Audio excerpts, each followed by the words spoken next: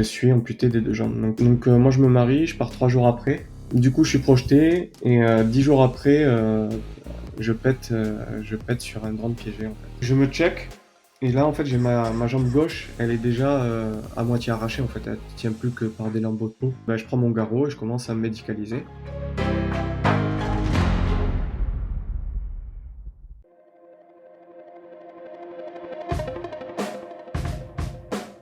Bienvenue sur Les Frappés, le podcast sur le dépassement de soi et l'aventure.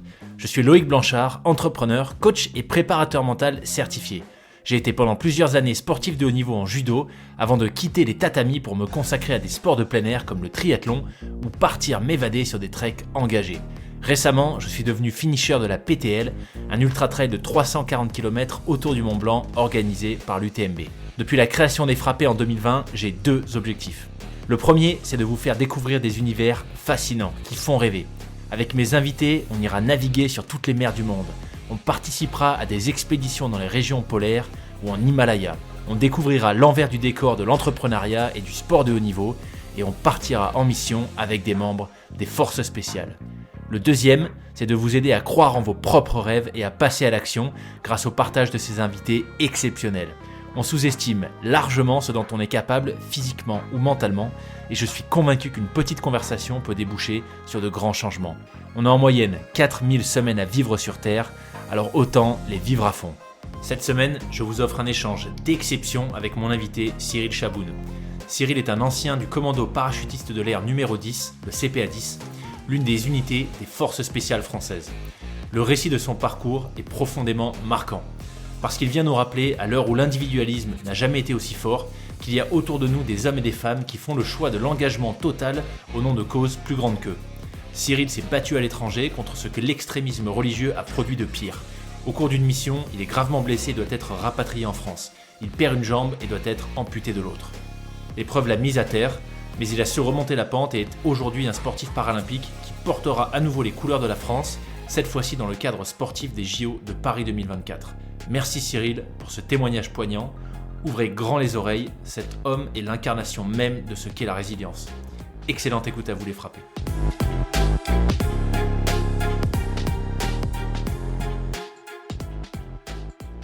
Salut Cyril. Bah, salut Loïc. Bienvenue sur le podcast. Bah ouais. Très content que tu aies bien voulu prendre un peu de ton temps. Merci pour ça, pour venir nous partager ton parcours, en tout cas tes parcours, je pense qu'on peut dire ça. Ouais. Et puisque voilà, ce que je te propose, c'est peut-être tout simplement de commencer par te présenter, nous expliquer d'où tu viens et ce que tu fais aujourd'hui. Yes. Donc du coup, moi je suis Cyril Chaboun. Actuellement, maintenant, je suis sportif de haut niveau et je prépare les Jeux paralympiques pour Paris 2024. La classe. Mais ouais, pas mal.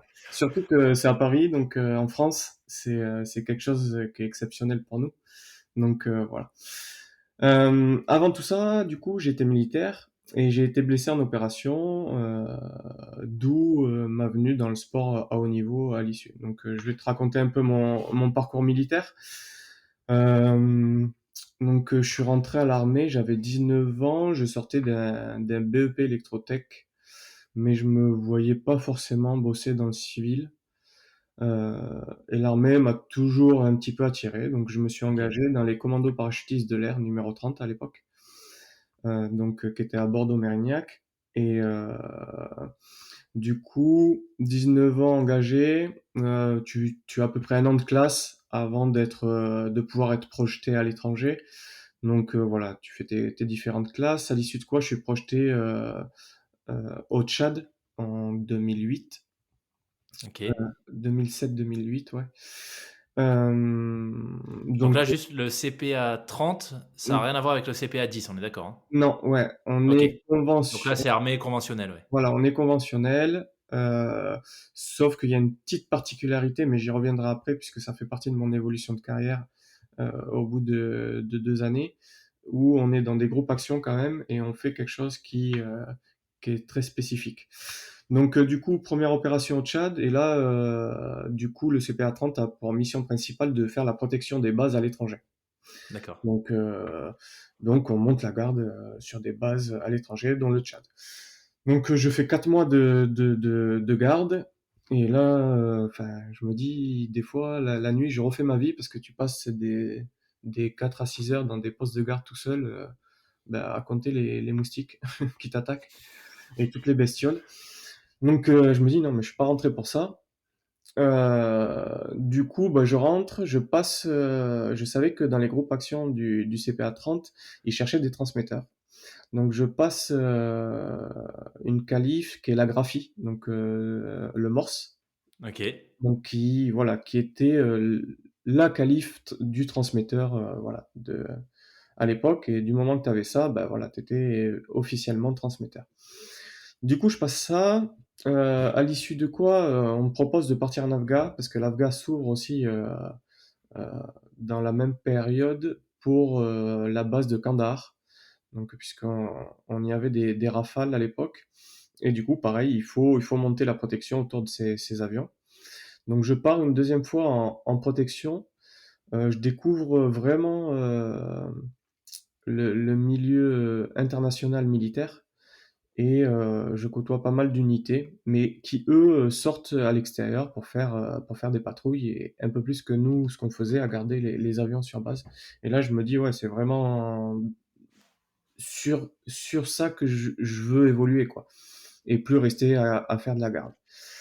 Euh, Kandahar, c'était la plus grosse base française en Afghan, c'est ça? alors, c'était la plus grosse base américaine, parce qu'à la Ah, c'est base, américain, c'est ça, ouais, ouais, j'avais un doute. Ok. c'est américain, et en fait, il y a plein d'entités, les Français, les Belges, les Anglais, et du coup, c'est international. Et donc, pareil, je fais 4 mois, ça se passe très bien, puisque les bases américaines sont autre chose que les bases françaises, quand même, niveau logistique surtout. Donc, on y mange très bien, on peut y faire du sport, bah, les salles de sport sont ouvertes H24.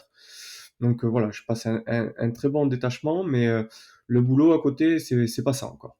Donc, voilà, je reviens, et en même temps, je passe mes brevets de shooter dans le civil, donc pour faire de la chute libre, puisque mon but était d'aller en groupe shoot ops, donc en groupe action shoot ops, il y avait un groupe à l'époque au CPA 30.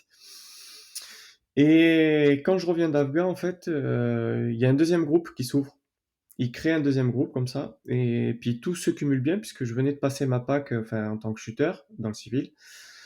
Et j'étais transmetteur, donc forcément en création de groupe, il fallait des transmetteurs. Donc bah, j'ai pu intégrer ce groupe bah, fin 2008. Donc tu vois, 3 ans après mon entrée dans l'armée, j'étais en groupe action en tant que chutops. Alors moi, j'ai une petite différence, c'est que je suis pas vraiment chutops, je suis shooter spé. Parce que j'ai fait la formation interne à l'armée de l'air, donc mais qui est quasiment la même formation et on arrive sur les mêmes objectifs. D'accord. Donc voilà. Et à partir de là, ben voilà, j'intègre un groupe action du CPA 30 en tant que shooter ops. Euh, et ces groupes action au 30, comme je disais tout à l'heure, ont une particularité, c'est que ils avaient la mission principale d'être RESCO. Donc la RESCO, c'est la recherche et sauvetage au combat. Pour te refaire le truc, tu connais la chute du Faucon Noir? Ouais. Eh ben c'est exactement ça. Donc c'est quand un pilote vient à s'éjecter dans un territoire hostile ou non permissif, tout est mis en œuvre pour aller le récupérer. Et c'était la mission du CPA 30. Il n'y avait que le CPA 30 qui avait cette mission en France, D'accord. Ok. et Ah toujours ouais. d'ailleurs. Donc voilà. Et du coup, alors, c'est pour ça que je te disais ça tout à l'heure, c'est qu'on était conventionnel, mais en fait, cette mission en international est FS. Et du coup, tous les échanges qu'on a pu faire à droite, à gauche, ça a toujours été avec des entités FS en fait. Donc Ok. c'est pareil, ça t'apporte une culture un peu plus élargie et un peu plus pointue de ce qui peut se faire en conventionnel. Donc voilà pourquoi déjà on touchait pas mal du doigt un peu tout ce milieu. Euh, et du coup, je suis resté 8 ans, ouais, 8 ans en groupe au CPA 30. Du coup, j'ai pu partir, je suis reparti en Afghanistan, mais pour cette mission du coup, plus pour monter la pro. J'ai pu partir pour Harmattan, pour la Libye, puis après différents théâtres pour des entraînements ou des échanges avec des armées annexes, que ce soit en Malaisie, à Djibouti. Hum, Qu'est-ce qu'on a fait d'autre après en Resco? Pam, pam, pam. Bon, je sais plus, mais il y a eu voilà différentes missions. Et puis le cursus fait que un groupe action, tu travailles à 10, en gros, Ok. et que tu as une multitude de qualifs. Donc, à côté de ça, il faut que tu sois qualifié en médic. Moi, j'étais transmetteur, donc c'était ma mission principale, mais à côté, tu peux être pilote drone. J'ai pu passer tireur d'élite longue distance, puisqu'il y en avait plus assez dans le groupe, et que un été, j'avais rien à faire et qu'il y avait des places au stage. Donc, j'ai pu prendre cette qualif aussi. Donc, voilà. Et Et donc, pardon Cyril, mais tu as plusieurs spécialités. Chacun des 10, des 10 du commando a des spécialités potentiellement en double par rapport aux autres. ouais, c'est Est-ce ça. qu'il y avait qu'un seul transmetteur ou vous Non, non, étiez au non, moins non. deux ou trois? Tu vois, les transmissions sont quelque chose de hyper important, en fait. Si t'as plus, Ouais, c'est pour en ça. fait, tu fais plus rien. Donc, en gros, dans un groupe, il en faut deux minimum, déjà, ça c'est un minimum, voire trois, tu vois. D'accord. Et Donc, médic, c'est pareil, j'imagine. Faut médic, c'est que. pareil. Ouais. TE, c'est quasiment pareil. En gros, c'est les trois grosses qualifs, médic, trans et TE. Voilà. TE, c'est tireur Après, d'élite. ouais, un tireur d'élite. Ok. Après, en médic, il y a plusieurs steps, mais à la base, tout le monde dans le groupe est quand même à la base bien formé dans le médic parce que on sait que le médic, c'est ce qui sauve les copains en fait. Et ouais. Donc, et puis pour l'avoir vécu plus tard, c'est vraiment ça. Donc voilà, même s'il y a, on va dire, deux ou trois leaders en médic qui sont vraiment des sacs 2, donc secours au combat niveau 2, qui savent faire des gestes que même en France, des infirmiers n'ont pas le droit de faire, par exemple. Tu vois, comme des trachéotomies, des exsufflations thoraciques. Tu vois, c'est des gestes hyper pointus et qui, en France, par exemple, un infirmier n'a pas le droit de pratiquer. Hmm. Tu vois, on savait tous, par exemple, poser des perfs. Euh, bon, après, poser un garrot, forcément, puisque c'est la base. Mais et dans toutes les conditions. Donc c'est Ouais. parce que c'est facile de poser une perf de jour. Enfin, c'est facile. C'est déjà délicat, mais on va dire que tout le monde est capable de le faire quand tu es formé. Par contre, le faire de nuit, sous une bâche ou un truc, parce que sous JVN, bon, c'est infâme, mais à la lumière, tu vois, tamisé, sous une bâche, il faut quand même pouvoir être rodé pour pouvoir effectuer ces gestes qui sont quand même très pointus, en fait. Ouais. Donc voilà. Euh, Après, du coup, moi je me suis, pendant que j'étais au CPA30, je me suis pété les ligaments croisés. Ok. Et c'est quand le Mali a ouvert, donc j'ai pas pu partir au Mali, moi, au début. Euh, et mon chef de groupe s'est blessé aussi, au dos. Du coup, il a perdu son aptitude en tant que chutops. Et il y a eu un peu une réorganisation des groupes au sein du CPA 30, ce qui me correspondait plus forcément. Donc j'ai pris la décision de partir au CPA 10 en fait, de faire les sélections et de partir au CPA 10 en 2013, il me semble. Ok. Donc Euh, CPA 10, tu me dis si je me trompe pas, parce que je suis pas non plus un expert, mais le CPA 10, c'est du coup donc comme le CPA 30 commando parachutiste de l'air, sauf que là c'est entre guillemets des vraies forces spéciales dans le sens où ils dépendent du COS, c'est ça? ouais, Du bah, commandement des opérations spéciales. c'est des forces spéciales. Après, il n'y a pas Ouais, de vrai ou de pas vrai, c'est ouais, soit voilà, tu c'est es ça. une force spéciale, soit tu Ouais, l'es. ouais. Donc voilà. Et du coup, oui, le CPA-10, c'est l'unité force spéciale de l'armée de l'air. Enfin, était, puisque t'as quand même, t'avais le Poitou à l'époque déjà. Donc c'est l'escadron de transport avec les avions Ouais. Hercule, Transal et Twin, qui, qui, qui étaient FS aussi. Le CPA-30 est rentré dans ce cercle-là il y a 2 3 ans. Donc le Ok. CPA-30 est actuellement force spéciale également, Ok, d'accord. qui n'était pas à l'époque.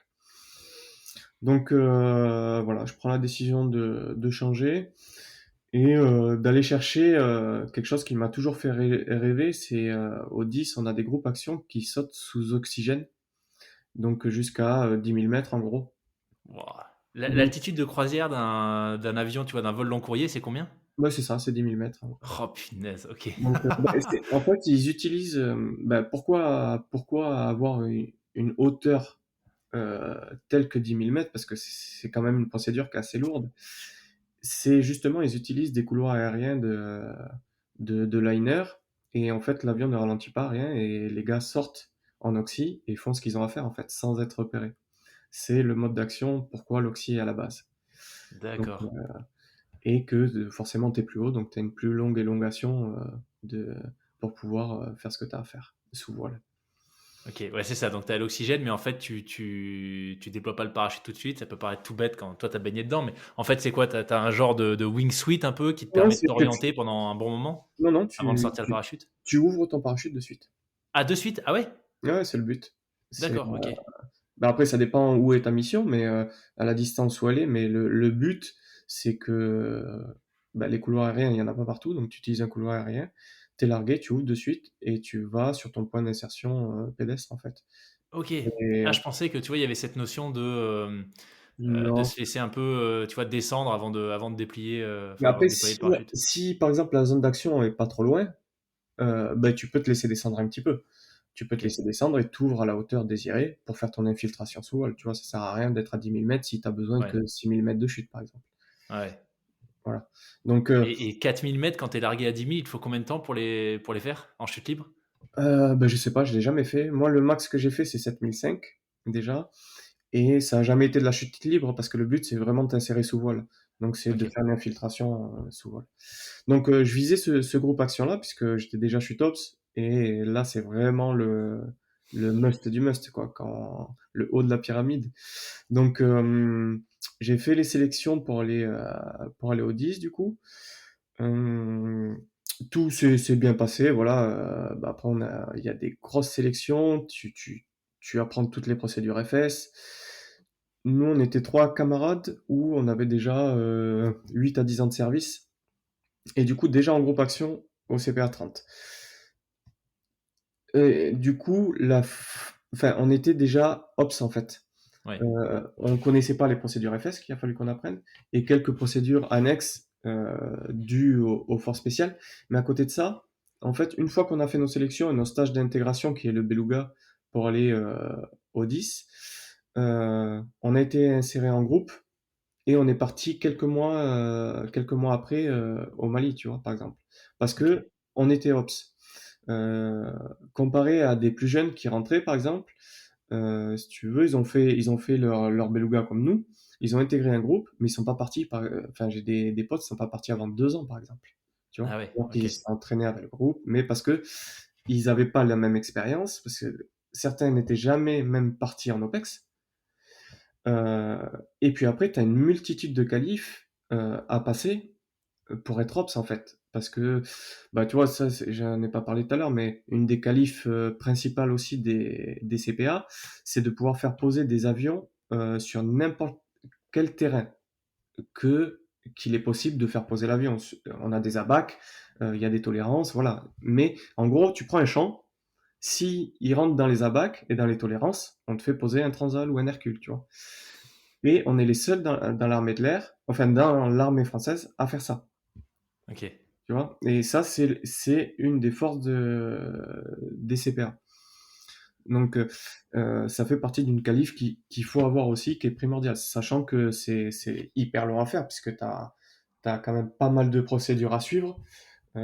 T'imagines bien que si tu viens à valider une zone et que l'avion se plante en bout de zone ou peu importe, euh, Ça enfin, fait des ordres. Ouais. ça fait un peu désordre, quoi. Une voiture qui s'est embourbée, par exemple. Euh, donc, Ouais. Ça me fait penser à cette scène dans le film Force spéciale où on voit les plus gros avions, c'est quoi? C'est les Hercules, c'est ça? alors, français, ouais, c'est les Hercules. Alors maintenant, il y a des A400M, donc je sais plus avec quoi ça Je avait sais été plus ce que tourné c'est, à mais il y a l'époque. une scène un peu que moi je trouvais assez mythique et aussi dans le trailer, je crois, où on voit un énorme avion qui se pose au milieu de nulle part. Ouais, bah, c'est un peu ça. Impressionnant. C'est ça. Donc, bah, on s'en servait beaucoup en Afrique, puisqu'en Afrique, il y a pas mal de déserts, mais c'est pas que des déserts comme on l'entend avec des dunes de sable. Un désert peut être un désert de rochers ou un désert de plantes dégueulasses, là. Et des fois, c'est lisse comme l'océan, là, quand il n'y a pas une vaguelette, tu vois, Ouais, et tu fais poser des avions là-dessus, quoi. Donc, c'est excellent. pareil, pour faire poser un avion, tu vois, tu as un dossier de zone à faire, et ça te prend certain temps, voire journée, pour tout être euh, au point, tu vois. Donc, et tu fais ça, t'es minimum 6 quoi, sur le dossier. Donc, Ah ouais, ok. ouais. et c'est une piste. Donc toi, si t'es à pattes, par exemple, tu vois, quand on s'entraînait et on était amené à sauter, donc on sautait avec un groupe action à 10, t'arrivais en bas avec tout le matos, et là, pour te faire récupérer, ta seule solution, c'était de te faire poser un avion, par exemple. Donc tu faisais le marquage, tu faisais la piste, et t'envoyais tout, et c'était validé, et puis l'avion, par exemple, venait te chercher en posée d'assaut sur la piste que tu venais de faire quoi la veille. Ouais, Donc, finesse. et du coup, tu fais ça, mais à côté, il faut que les copains ils te sécurisent aussi, tu vois. Et ouais. Et c'est une piste d'avion, donc enfin, à 10 pour sécuriser, enfin, c'est compliqué, tu vois. Donc, Ouais. surtout quand on a la moitié qui sont en train de bosser à faire des trucs de merde pour sortir tout ce qu'il y a à sortir, quoi. Donc voilà. Et du coup, ouais, ben, comme je disais, du coup, on est intégré au 10, on intègre un groupe action, donc la 12 Bravo, qui avait besoin de 3 gars, ben, avec les 3 potes, justement, un peu des anciens qui avaient déjà pas mal de qualifs. Et on est projeté au Mali. Et ben, sur une mission, on perd un camarade d'ailleurs, euh, Gigi, donc Giro. Euh, Donc là, c'est ta première mission, c'est ça? ouais, Avec le CPA-10. ouais. Ah oui. C'était en 2015 du coup, et sur une mission de PATSAS en véhicule, le véhicule de tête pète sur un engin improvisé, et ben, ça fait 3 blessés puisqu'ils étaient 3 dans la voiture. Donc on ramène tout le monde, mais malheureusement Gigi décédera un mois après de ses blessures, quoi. Donc ouais, on n'est pas forcément prêt à tout ça. On l'a dans un coin de tête, tu vois, parce que il y en a d'autres qui y sont passés avant, donc voilà.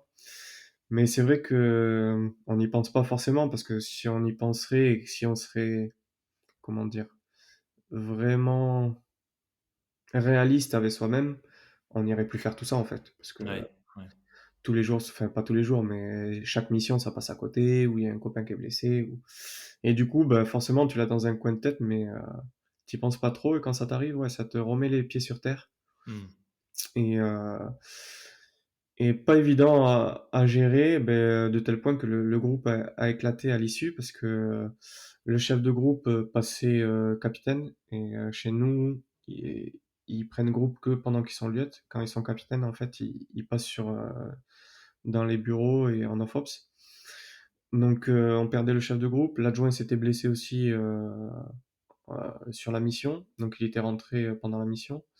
3 gars en moins qui étaient blessés, qui venaient de péter. Euh, un gars qui avait vécu d'autres faits sur la mission d'avant, et qui a verrouillé, tu vois. Et du coup, on se retrouvait à 3 dans le groupe, 3 ou 4. Et c'était Du soit coup, ça se passe comment dans ben, ce cas de figure? ils nous ont laissé le choix, soit ils reconstituaient le groupe, on reconstituait le groupe, mais ça voulait dire que bah, t'avais au moins 2 ans de boulot avant de pouvoir être reprojeté en ops. Soit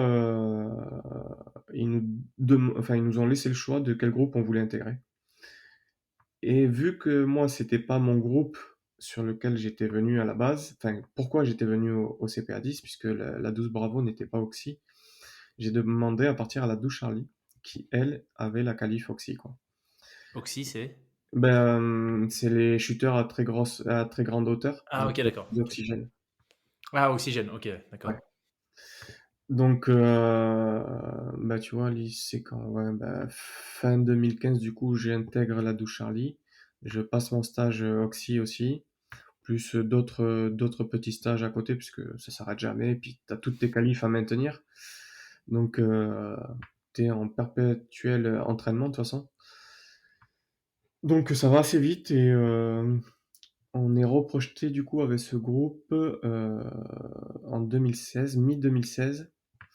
Mais moi, si tu veux, pendant les 2 premiers mois, en fait, j'ai mon mariage, et j'ai un camarade dans le groupe. Les 2 derniers mois, sa femme doit accoucher. Du coup, on demande l'autorisation de faire une rote et de pouvoir s'arranger comme ça. Comme ça, moi, ça me permet de me marier, et puis mon pote, ça lui permet d'assister à l'accouchement de sa femme. Et puis on part tous les deux un peu en mission, voilà, même si c'est que 2 mois. C'est toujours ça. Donc moi, je me marie, je pars 3 jours après. Ah ouais, Et oh, punaise. ouais. Mais après, j'étais à fond dans mon boulot, tu vois. Enfin, mon boulot, moi, c'était ma passion. Et tu me dirais encore aujourd'hui, ouais, tu y retournes, j'y retournerai avec plaisir. Donc, du coup, je suis projeté et 10 jours après, je pète sur un drone piégé en fait. Un Donc, drone? Ah ouais. ouais. Donc, et je suis amputé des deux jambes. Donc, pour la petite histoire du drone, si tu veux, on était en appui sur nos alliés qui étaient en place là-bas. Et il y a un drone qui nous survole. Et normalement, les drones, on les abat parce que souvent Daesh les utilisait en mettant de l'explos ou des grenades ou des mortiers en dessous et quand ils étaient à la verticale, lâcher l'explos. Et du coup, celui-là, on l'a pas abattu parce que pas très loin de nous, il y avait des forces spéciales canadiennes qui avaient le même type de drone, enfin, même type, la même voilure en fait, si tu veux. La voilure, donc ce que tu vois dans le ciel, ressemblait beaucoup au drone qui nous survolait. Donc on s'est dit, bon, on se méfie, on fait attention, on rentre dans les bunkers, on fait ce qu'il y a à faire. S'il nous survole, bon, il nous a pas vraiment survolé au-dessus, donc voilà. On l'a pas abattu non plus parce que si c'était aux Canadiens, tu vois, va justifier que tu as abattu un drone des Canadiens. Euh, et puis il se barre. Il tombe quelques kilomètres plus loin. L'armée qu'on soutenait là va le chercher et le ramène. Et nous, avec mon camarade là, on commence à prendre des photos pour envoyer aux Canadiens, leur dire c'est vous qui avez perdu le drone ou pas, voilà. Donc on se méfiait quand même puisque il y avait deux individus là qui étaient sur le drone, donc de l'armée qu'on soutenait. Moi j'étais à 4 mètres d'un véhicule et mon camarade était à 6 mètres d'un autre véhicule. Voilà, on prenait des photos et puis il a pété. Donc on ne sait pas s'il était piégé à l'ouverture, s'il était télécommandé ou s'il avait un minuteur sur le drone et qu'il a pété comme ça. Voilà, puis on ne le saura jamais de toute façon. Donc le drone pète. Moi je perds pas connaissance. Je me fais catapulter quelques mètres en arrière. Donc si tu veux, quand ça explose, c'est hyper violent. Tu, je perds pas connaissance, mais comment dire? Tu prends un tellement gros carton dans la bouche que en fait tu sais pas ce qui vient de se passer, tu vois. Du coup, tu sais pas si tu viens de prendre du mortier, si tu viens de prendre du RPG ou quoi que ce soit, ou même si c'est le drone qui avait pété, tu vois. Tu sais pas en fait. Et du coup, quand vraiment je suis en train de voler en fait. Tu vois, je suis en train de voler et de tomber en arrière. Et du coup, là, je me regarde, il y a de la poussière partout. Et je me check. Et là, en fait, j'ai ma jambe gauche, elle est déjà à moitié arrachée. En fait, elle tient plus que par des lambeaux de peau. Et enfin, il y avait tout qui était en charpie, quoi. Du coup, la jambe droite, je me check vite fait. Je vois que j'ai ma jambe droite complète. Et je prends mon garrot et je commence à me médicaliser. Donc, je commence à me, à mettre le garrot. Après, comme je disais tout à l'heure, on sait que ça a été prouvé même pour la guerre d'Algérie, par exemple, on perdait énormément de gars parce que, au niveau médical, on était nul à chier. Et on l'a vécu en Afghan, le niveau a évolué, on a pu sauver quand même pas mal de gens grâce à ça. Aux premiers instants, en fait, du clash et de la blessure sur quelqu'un, c'est là où tu lui sauves la vie en règle générale. Et du coup, ouais, je te disais qu'on était bien bien formé niveau médic, même de base, chaque équipier. Et du coup, ouais, tu sais que tu as la jambe arrachée, c'est Garo, voilà, c'est ce qui va te sauver la vie en fait. Donc, je commence à me médicaliser et les gars arrivent quelques secondes plus tard, quoi, pour me prendre en compte et prendre en compte mon camarade aussi qui est blessé. Et du coup, ils nous stabilisent. Pareil, les Medevac, donc c'est toute la chaîne d'évacuation sanitaire quand tu es blessé. Là où on était, elle voulait pas poser puisque Daesh était vraiment pas loin de nous. Donc, vu qu'ils viennent te chercher en hélico, ce serait con qu'ils prennent un RPG dans la bouche. Ouais. Donc, ils nous demandent de faire un bond en arrière de 5 bornes, en gros, pour sécuriser une zone et faire poser les hélicos. Donc, les copains nous stabilisent et on est chargé dans les pick-up et on est dégagé sur une zone annexe un peu plus loin pour être en sécurité et pouvoir être récupéré par la MEDEVAC.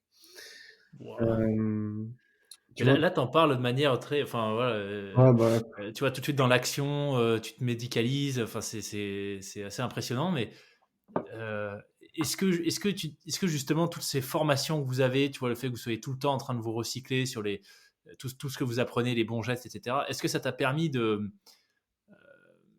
tu vois, finalement, de pas être sous le choc tout de suite et d'être dans l'action immédiatement plutôt que de te dire, putain, mais alors ma jambe, quoi. il y a plusieurs facteurs qui font ça. C'est déjà que j'étais en état de pouvoir le faire.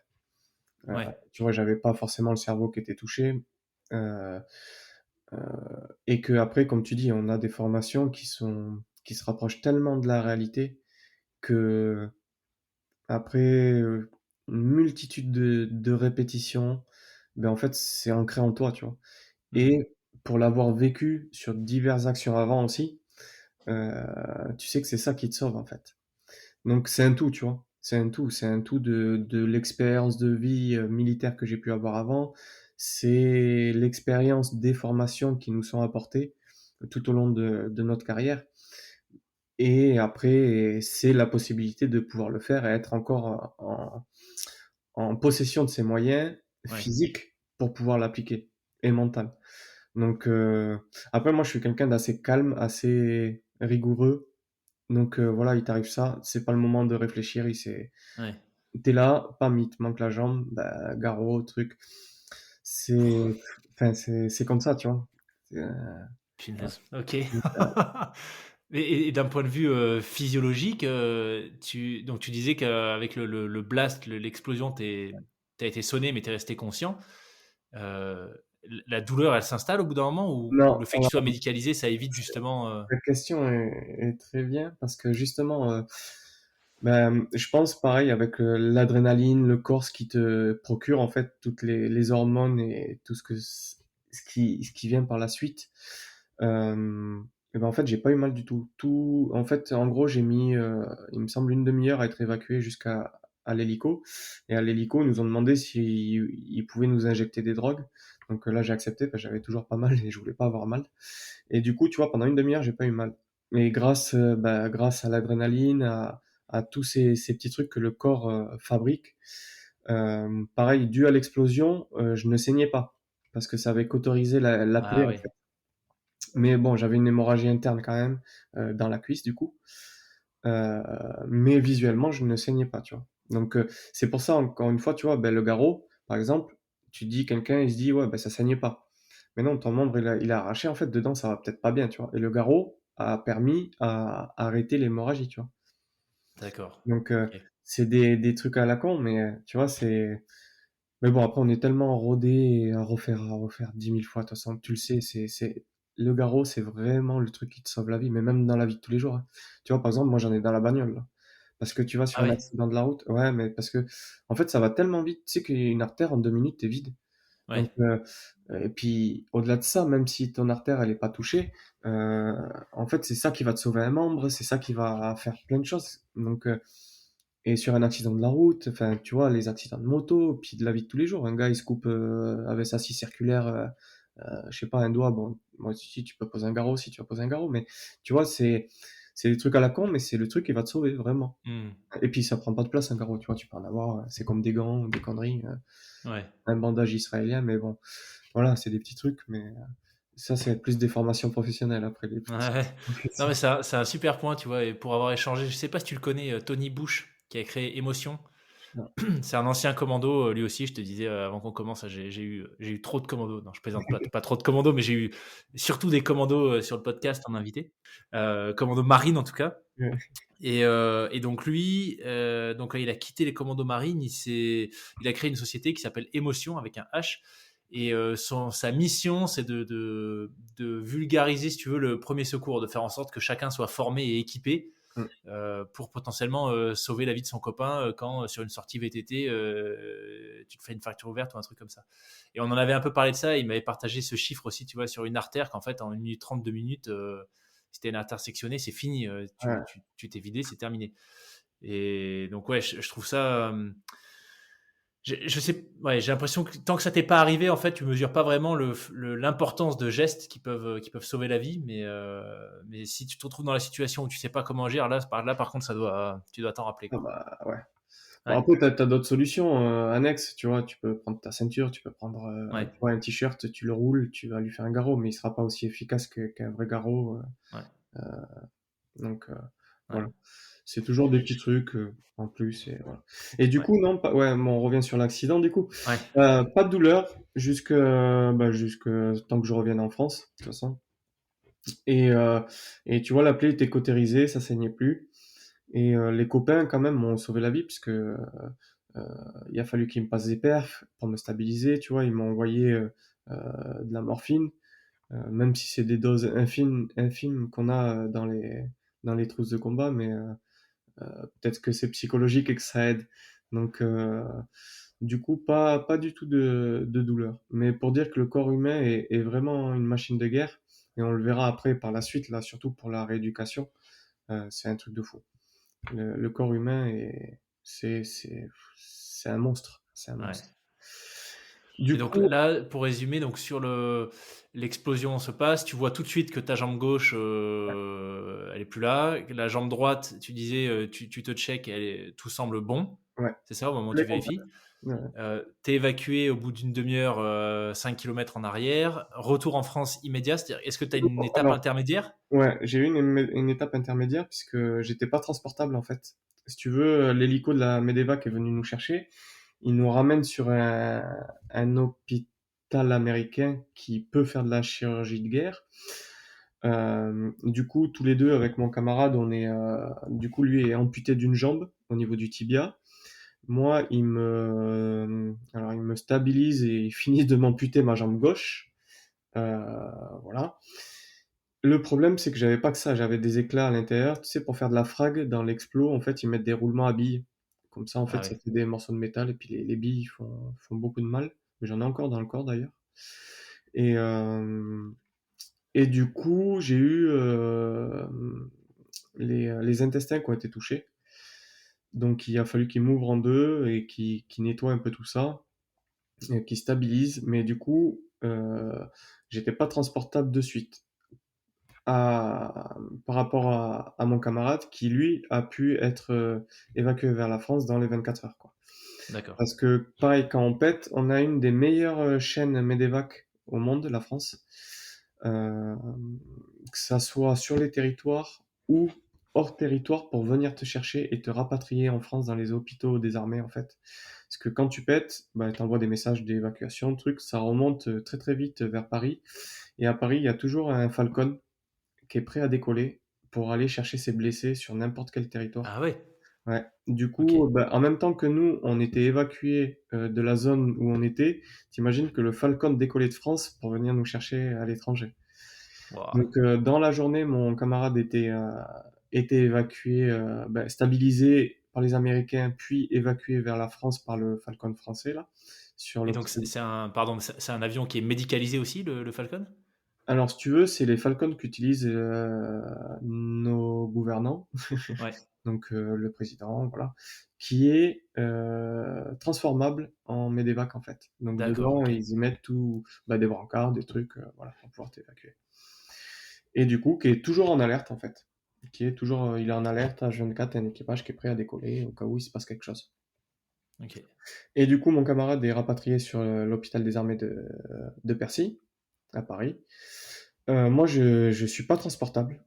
Donc, je suis évacué que 48 heures après par, encore une fois, les Américains, du coup, un C-17, un Galaxy C-17, là, sur Paris. Ils voulaient me poser en Allemagne, parce que c'est leur base, tu sais, européenne, l'Allemagne. Ouais. Donc, et c'est là où ils évacuent tous leurs blessés. Ils voulaient me poser là-bas, et il a fallu que mes parents et que le commandement gueule un peu pour que je sois posé en France, quand même. Donc, ils ont réussi, et du coup, j'arrive, pareil, à Percy, dans le coma.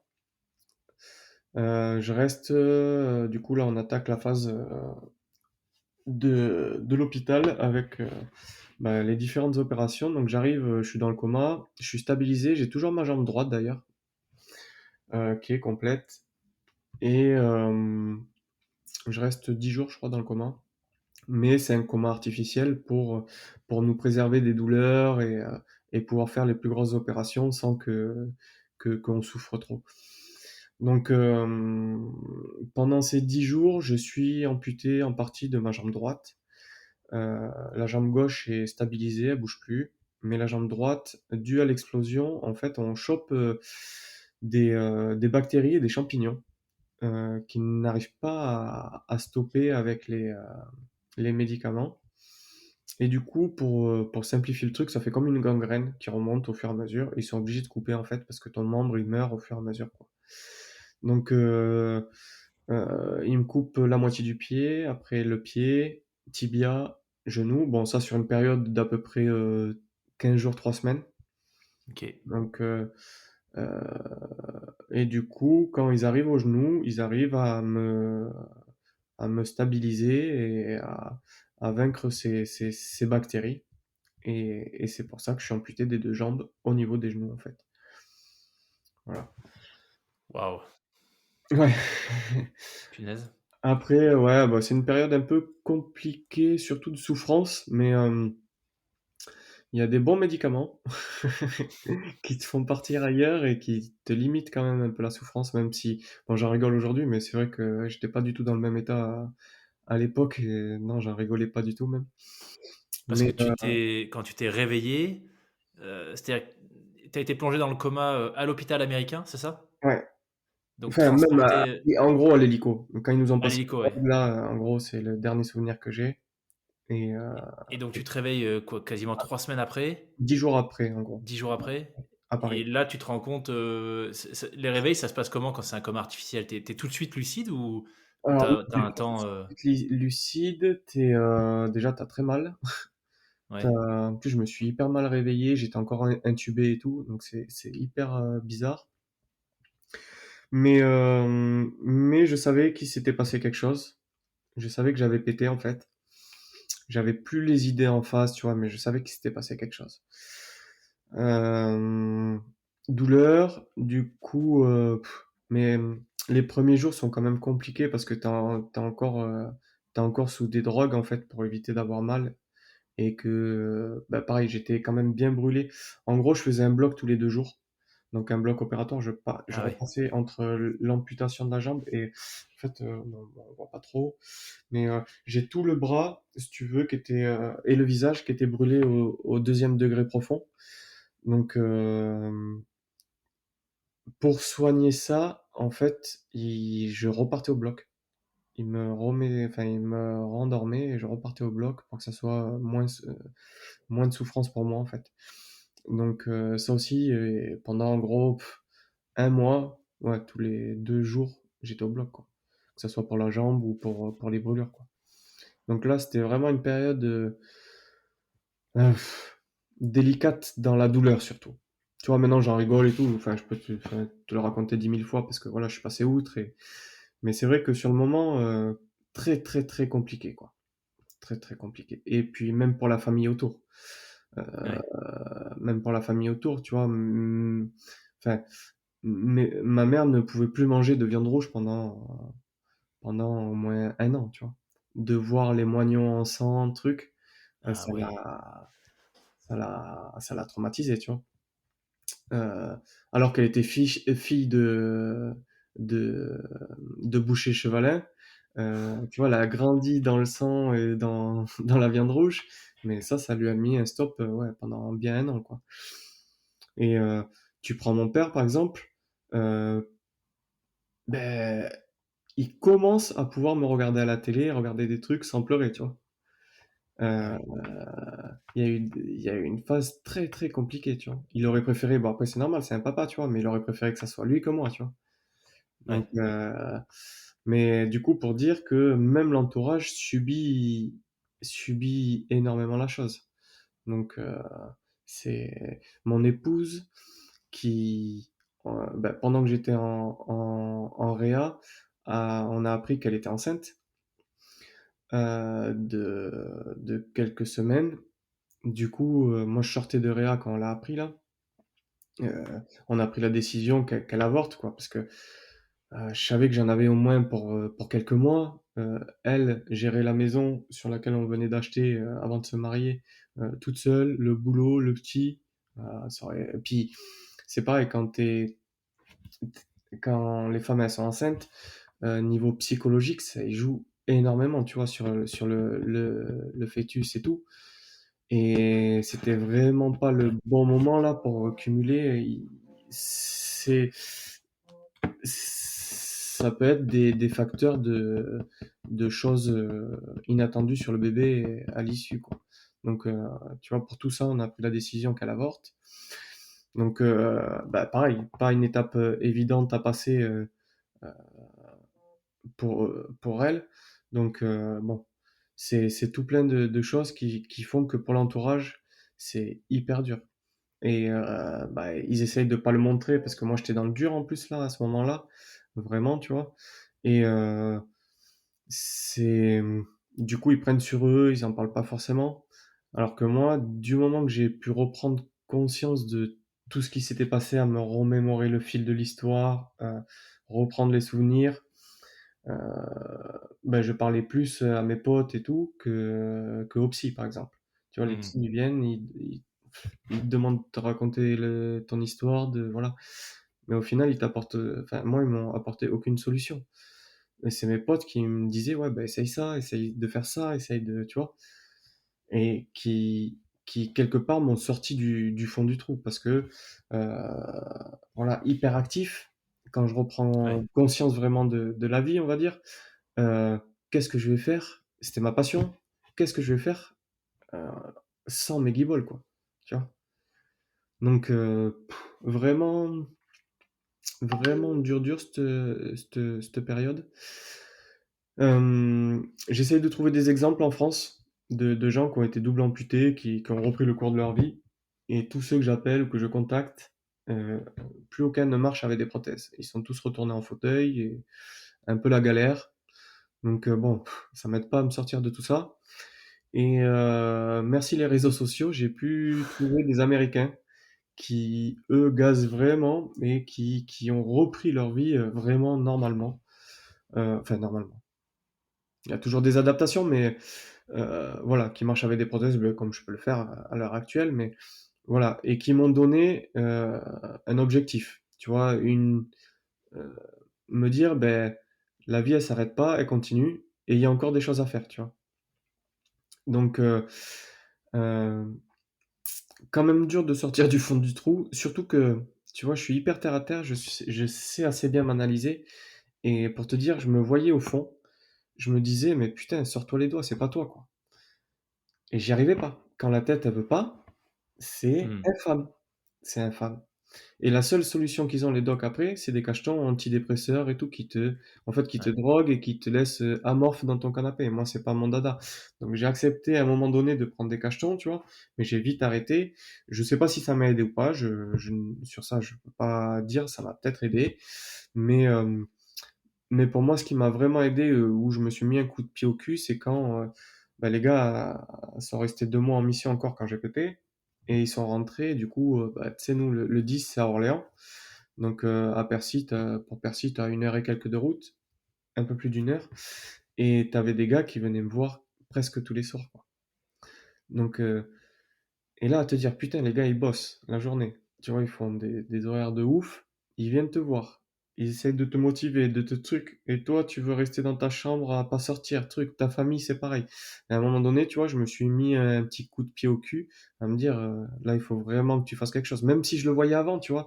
Mais j'arrivais pas. J'arrivais pas. Ouais. Et je peux pas l'expliquer, hein. Enfin, c'est compliqué. Enfin, c'est la tête quand elle veut pas. Et Ouais. il faut que ça vienne de toi, tu vois, parce que autour, les gens, et puis ils te voient que ça va pas, que voilà, psychologiquement, t'es touché. Ils te disent, allez, viens, on va t'emmener faire un truc, on va ci, ça. Mais non, cassez-vous, t'as pas envie. Bon, t'en vas pas forcément chier, mais laissez-moi tranquille, tu vois, tu vas être dans ton trou tout seul, et au bout d'un moment, tu dis, putain, mais putain, déclic, tu vois. Et moi, le déclic, je l'ai eu bah, par rapport aux potes et la famille que je t'ai dit avant.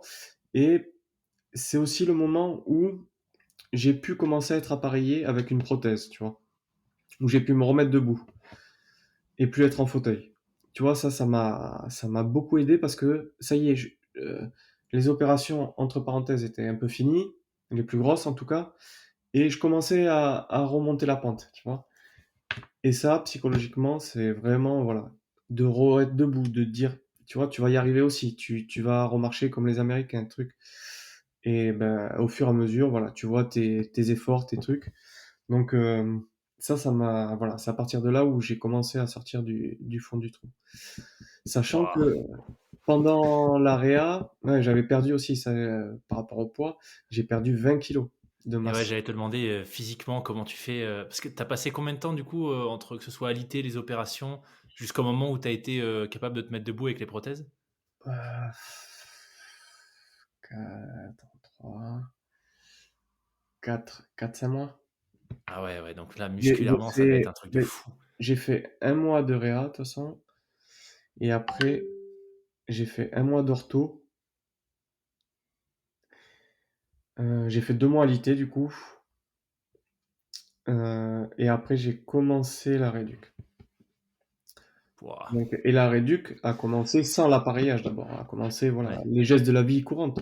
Tu m'envoyais une balle de tennis, je la prenais dans la tête, et j'avais les bras qui réagissaient, mais 3, 4 secondes après, tu vois.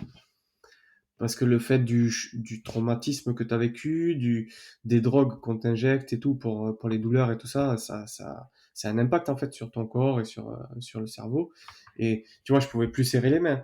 Euh, enfin, il a fallu que je réapprenne plein de choses, tu vois. Enfin, on se rend pas compte, mais tu vois, ben, par exemple, au développé couché, j'étais entre 120 et 130 quand j'étais en mission là, kilos. Je suis revenu, ben bon, il s'est passé le temps là des trucs. Quand j'ai repris la rééduc à fond, j'étais à 500 grammes dans chaque bras. Sérieux? Tu vois les poids, les haltères que les anciens ils prennent là pour faire leur Ouais. gym et tout ça là, qui sont tout, enfin, bah, j'étais avec ça et j'étais à fond. Oh, punaise. Et attends, mais là, psychologiquement, parce que tu disais que quand tu as commencé, tu vois, quand tu as vu que tu arrivais à reprendre certaines activités, ça allait mieux psychologiquement, mais quand tu Ouais. te rends compte de ça, Non que mais tu as là, été... j'étais encore dans le dur. C'était avant Ah que, là, c'est dans le dur, ok. Ouais. ouais, ouais, j'étais encore dans le dur quand j'ai commencé à reprendre un peu de l'activité physique. Là, j'étais encore dans le dur et ouais, bon, ça te met pas forcément un coup parce que tu sais que tu es dans le dur mais ça t'aide pas, quoi. Ça, c'est sûr. Ouais, ouais, Ça, c'est sûr. Donc, mais pour dire, après, le corps, c'est vraiment une machine de guerre parce que ben, je suis resté 1 an et 1 mois. Donc après, je pars en rééduc. Euh, bon, je commence à être à Paris que d'une jambe parce que sur l'autre, j'avais un fixateur externe. J'avais le fémur qui était pété en plusieurs morceaux. Du coup, je pouvais pas être appareillé. Donc ça, il a fallu que j'attende. C'est pour ça que j'ai vraiment été appareillé au bout de 5 mois à peu près des deux jambes et où j'ai vraiment pu commencer la rééducation, le rapprentissage de la marche, voilà, tout ça. Et la rééduque debout, on va dire. Donc, c'est, ça prend du temps déjà pour te stabiliser et pouvoir entamer vraiment la rééduque. Et une fois que tu y es, bah après je commençais justement à sortir puisque j'avais été appareillé d'une jambe et j'avais pu être remis debout, tu vois, et être entre les barres parallèles avec juste une jambe. Donc, ça y est, tu remontes la pente. Et puis à côté, t'es militaire, tu vas faire du sport, tu te motives, tu vois, tu vas faire du sport, tu vas, même si c'est très peu, mais tu vois, tu refais des pompes, tu refais des trucs. Et au fur et à mesure, en fait, tu reprends aussi, tu vois, ton cerveau, ça y est, il voit vers où il veut aller. Du coup, tu reprends du bonus, tu vois. Donc, tu sors de de ton gouffre là et ouais, petit à petit, voilà, step by step, comme certains me diraient. C'est, je voulais aller trop vite, mais voilà, tu reprends le dessus, et puis après, tu sais que ça se fait pas du jour au lendemain, donc bah, tu laisses aller aussi, en fait. Tu peux pas aller plus vite que la musique, quoi. ouais, ouais. Ouais, Donc, puis j'imagine cette phase d'acceptation, elle est aussi importante, tu vois. ouais, Ça, tu dirais que est-ce que là tu parles d'action, tu vois, de choses assez concrètes au quotidien que tu pouvais faire, les pompes, recommencer à marcher, etc. Mais est-ce que tu as commencé à te fixer des objectifs à, tu vois, moyen, long terme à un moment donné? Et je te pose la question parce que j'ai souvent avec des sportifs de haut niveau, forcément à un moment donné, on parle de la blessure. Et à chaque fois, ce qui me fait halluciner, c'est que quasiment tous, tu vois, et j'exagère à peine, tu vois, ils se blessent sur le terrain, mettons sur un terrain de rugby. Ils Ouais, sont pas encore sortis du terrain en brancard, qui sont déjà en train de réfléchir à comment ils vont revenir dans 2 ans et ce qu'ils vont faire, tu vois. Est-ce que toi, tu as eu ce mécanisme à un moment ouais, donné ouais, bah, aussi? c'est ce qui te fait avancer, te mettre des objectifs, de toute façon. Donc, que ça Ouais, soit sportif, militaire, ou, tu vois, même nous, en tant que militaire, bah, on faisait des marches la nuit longues, là, pour des stages de merde. Et tu dis, bah, tiens, tu marches jusqu'au prochain poteau, tu marches jusqu'à la prochaine rivière, tu marches, et puis voilà, puis t'avances comme ça, tu vois, quand t'es un peu dans le dur et que, bah, tu te mets des objectifs à court, moyen et long terme, en gros, tu vois. ouais, Et là, c'était pareil. C'était, ben, d'abord, je vais remarcher, d'abord, euh, après, je vais participer, ben, quand j'étais dans la phase de rééduc, là. Ah oui, j'ai eu la chance, bon, et du coup, ça, je l'ai pas dit, mais si tu veux, du coup, je retrouve mon camarade blessé à Percy aussi. Donc, quand je rentre en rééduc, on est tous les deux en rééduc.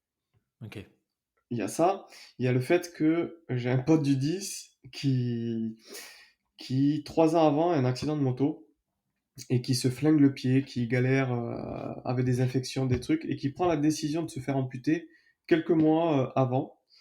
Euh, et le fait est que il vient se faire amputer pendant que nous on vient d'arriver à l'hosto quoi. Donc ok, on se retrouve à trois déjà, tu vois, en réduc ensemble. Du coup, ça aide aussi parce que ouais, l'hosto, ben, là, j'étais encore dans une phase un peu compliquée, tu vois, je faisais des rejets de la bouffe, je saturais de la bouffe de l'hôpital, c'était mon père qui me faisait à manger à côté, qui me l'emmenait, parce que ben, dans le dur, tu vois, encore, t'as le cerveau, il veut plus rien. Je mettais à peine la bouffe de l'hôpital dans la bouche, je vomissais. Enfin, je vomissais déjà ce que j'avais pas mangé, donc bon, pour te dire. Et du coup, ils ont autorisé à mon père qu'il me fasse à manger à l'extérieur et de me ramener, sinon c'était intubation pour être nourri. Donc, bah, ils nous ont fait cette fleur. Et du coup, ça, je pouvais manger, tu vois, parce qu'ils me faisaient des trucs que j'aimais bien. Voilà. Donc, c'était plus facile pour moi de me nourrir. Et le fait de me retrouver avec des camarades aussi, tu vois, sur le psychologique, on dirait pas, mais bah, le soir, tu te retrouves, c'est vide, un hosto, le soir, même si t'es en réduc et tout. Et puis, tu vois, il y en a, ils sont juste de passage la plupart du temps en réduc. Ils viennent, ils se font opérer des ligaments croisés ou des trucs, ou ils viennent une journée. Toi, t'es là pendant des mois. ouais. Et du coup, d'avoir un noyau dur comme ça, ben, le soir, t'es devant la télé, tu joues à la console, tu truc.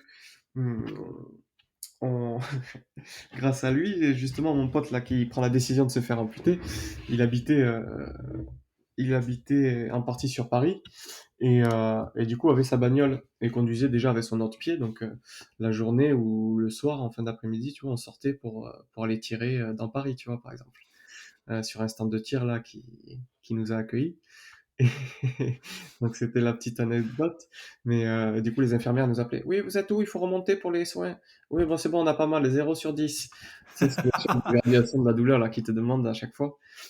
Et on leur disait on est en bas et on remontera après, tu vois. On était en train de tirer. Et du coup, tout ça, ben, ça fait que, tu vois, tu te sens mieux, tu revis en fait, tu vois. Ouais. Et ça, c'est hyper important. C'est hyper important.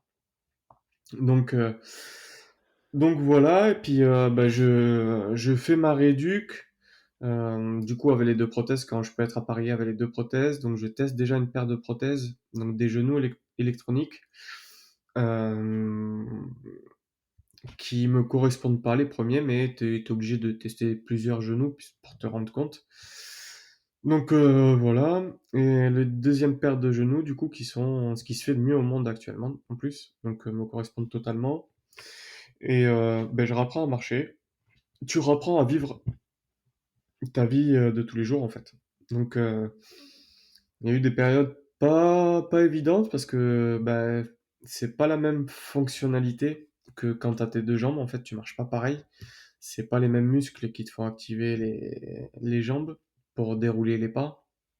Donc C'est voilà. quoi? C'est beaucoup plus les quadris qui travaillent du coup? Non, pas du tout. C'est puisque les quadris te servent à travailler les tibias, enfin à lever tes tibias.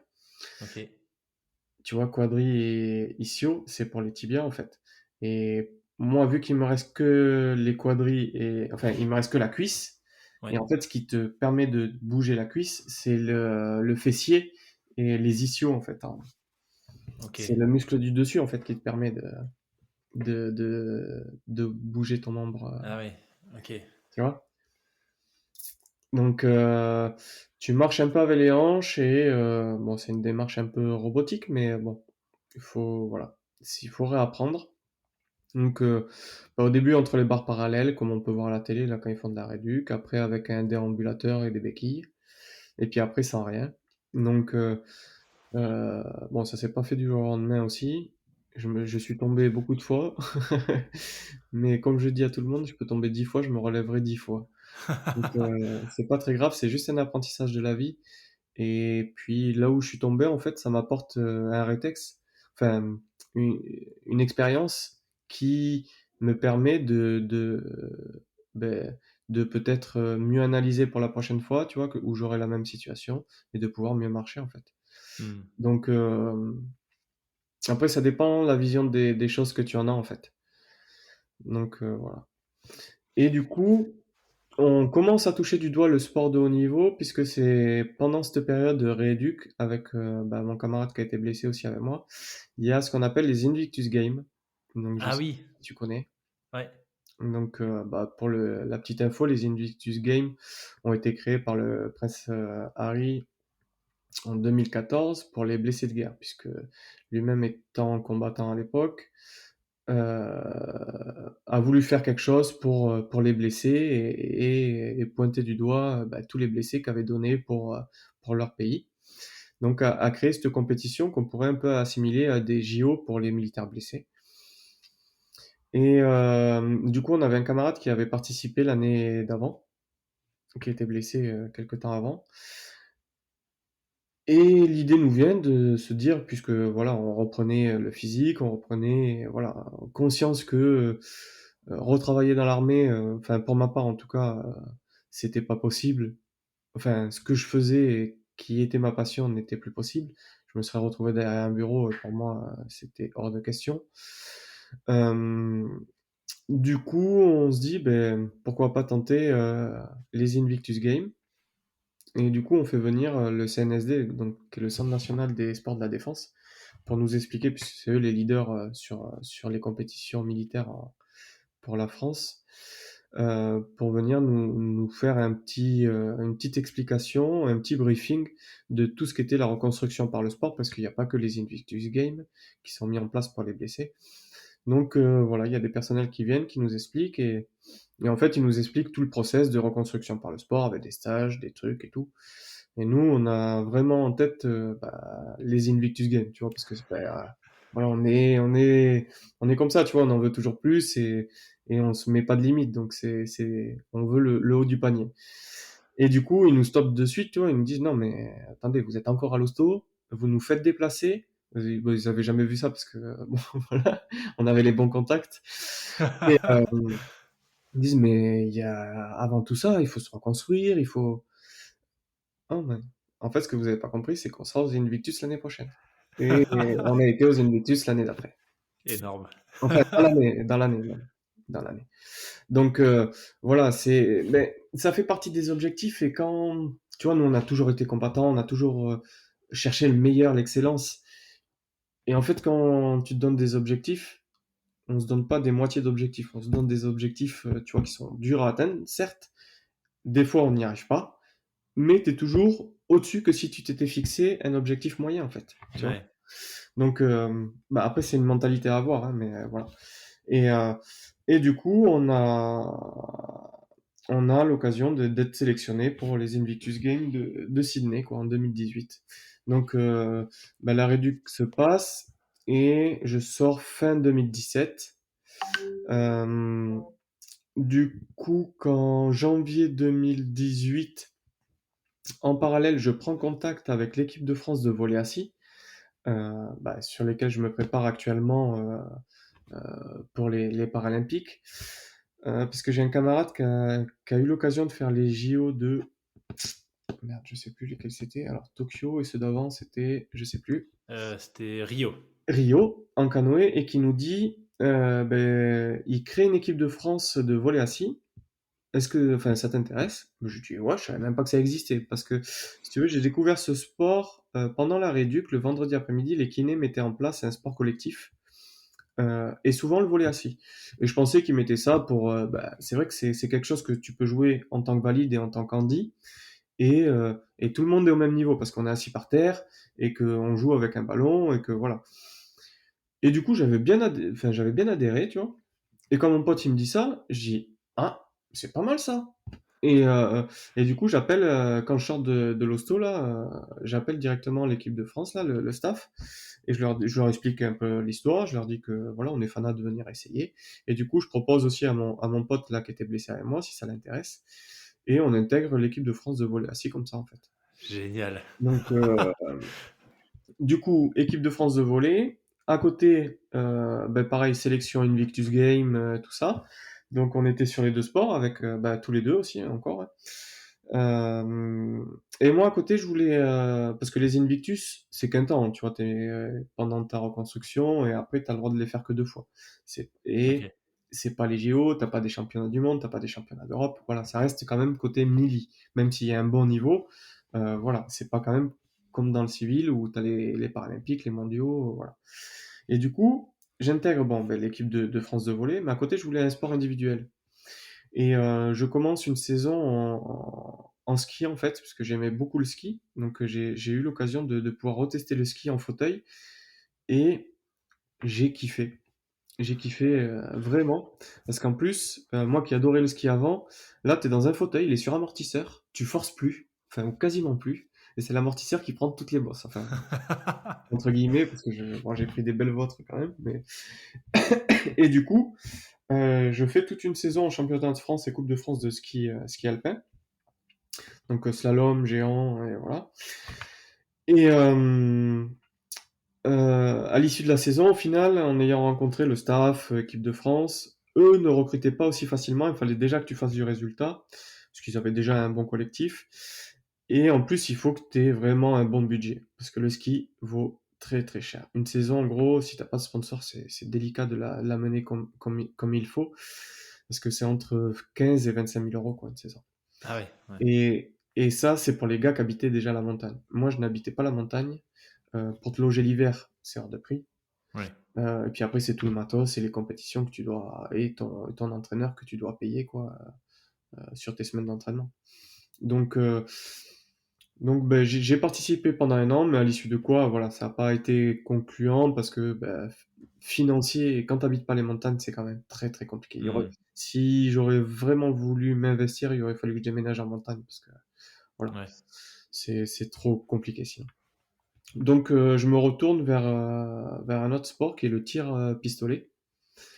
Et Donc tu devais pas être mauvais là déjà.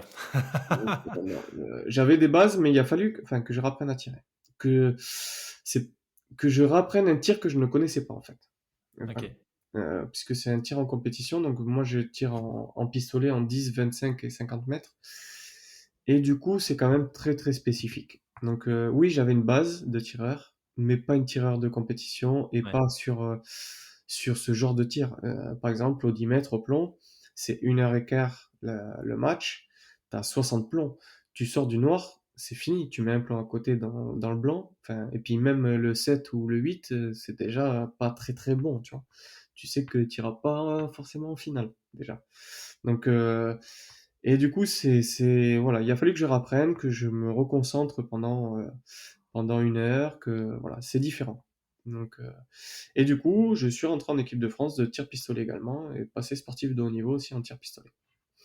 Et, Excellent. Donc et là, tu fais les deux à la fois actuellement, alors, volley et tir? ouais, je fais voler et tir. Alors là, le tir, vraiment, j'ai mis de côté, puisque là, on est à un an des Jeux, Ouais. un peu plus d'un an des Jeux, et que voilà, là, ça demande beaucoup d'investissement, beaucoup de temps, et que là, vraiment, si tu veux être compétitif, tu peux pas faire enfin, c'est compliqué de faire les deux, tu vois. Hmm.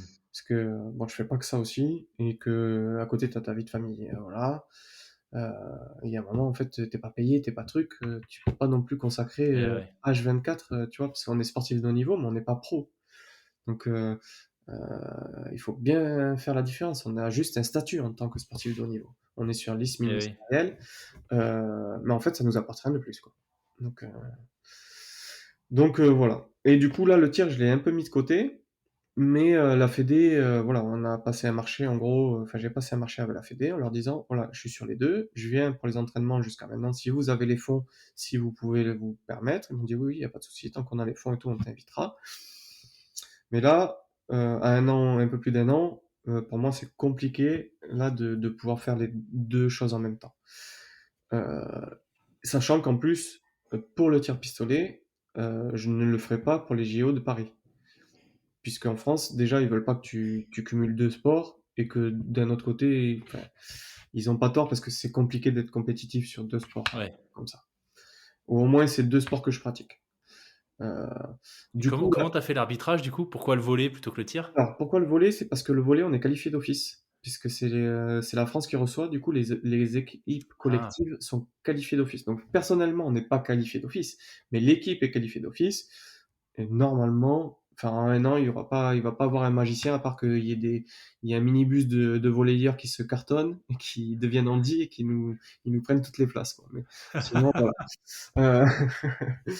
Euh, à part ça, et je pense voilà, il y aura pas trop de problèmes pour y être si ça continue, voilà, à dérouler comme ça déroule.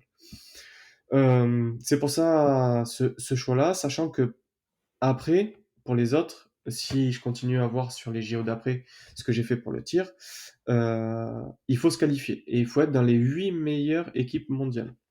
En gros, puisque pour les JO, c'est les 8 meilleures. En- Donc, et on en est très loin. On en est très OK. loin parce que l'équipe de France a que 4 ans et qu'on n'est pas pro. Par exemple, pour un exemple, pas les derniers championnats d'Europe, mais ceux d'avant qu'on a fait en Turquie, il y avait 3 équipes qui revenaient des JO de Tokyo. Donc l'Allemagne, la Bosnie et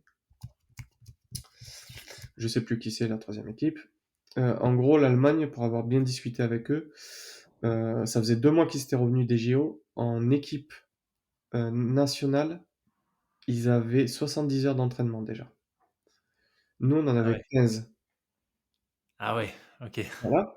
Et après, alors déjà, cette différence de ouf, mais après, c'est que eux, les joueurs, sont pros dans leur pays. Ça veut dire que toute la semaine, ils sont dans un club, ils sont pros, ça veut dire qu'ils s'entraînent tous les jours au volley, payés à faire ça.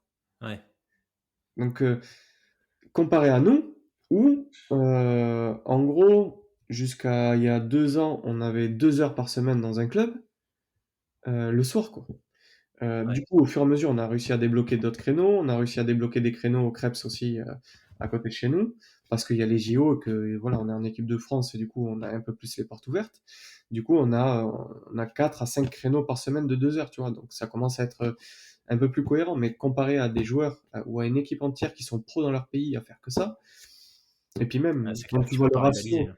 le ratio que les fédés émettent entre la fédé française et la fédé allemande, entre 2 mois, 2 mois d'entraînement, on va dire. Nous, on a 15 heures, eux, ils ont 70 heures d'entraînement. Ouais, Tu ouais, peux c'est pas, clair. il y a un moment, tu peux pas lutter. Enfin, même si, voilà. Il y a un moment, en fait, si tu veux être compétitif et si tu veux aller chercher les plus forts, il faut mettre le budget, en fait. Il n'y a pas. Comment tu gères toi du coup, si c'est pas indiscret, cette partie, financière? Ben, je cherche des sponsors. Donc, OK. c'est aussi pour ça que je communique de plus en plus sur les réseaux, que je fais aussi ce podcast. C'est pour voilà, que les gens connaissent un peu tout ça et puissent m'appuyer et me soutenir jusqu'aux jeux et les jeux d'après. Parce que du coup, euh, là, je fais 2024 en volley et après, j'arrête le volley et je bascule tout en tir. Voilà. D'accord. Pour les 28 et 32. Et pour le tir, du coup, pour te qualifier, faut que tu fasses un quota. Donc un quota, c'est qu'il faut que tu fasses un résultat dans une compétition internationale qui est spécifique en fait. Là où tu peux faire des quotas. Donc toutes les compétitions internationales ne fournissent pas de quotas. C'est quelques compétitions. Et du coup, voilà, il faudra que j'y mette un peu plus de, de cœur et d'entraînement pour aller chercher justement ma place sur le ranking international pour avoir un quota et pouvoir être sélectionné pour les jeux d'après, quoi, en tir. OK. Mais bon, voilà, c'est un objectif à plus long terme. Ouais, ouais. Donc, Super. Punaise! OK, bah, on peut dire qu'en termes de rebond, tu pas fait les choses à moitié. Tu vois, je trouve ça intéressant, tu t'expliquais que, voilà, ton approche, c'est de se fixer des objectifs ambitieux et pas des demi-objectifs.